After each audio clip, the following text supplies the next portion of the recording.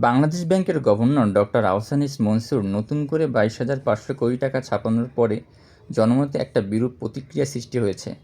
3 মাস আগে তিনি দায়িত্ব নেওয়ার সময় বলেছিলেন, যত সমস্যাই হোক নতুন টাকা না ছাপিয়ে মুদ্রাস্ফীতি নিয়ন্ত্রণের চেষ্টা করবেন। তারই সিদ্ধান্ত জনগণ সাদরে গ্রহণ করেছিল।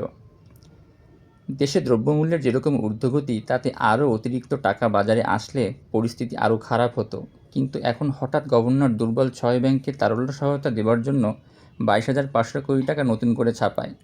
এতে দেশের প্রতিটা সচেতন নাগরিকের মাঝে আতঙ্ক সৃষ্টি হয়েছে।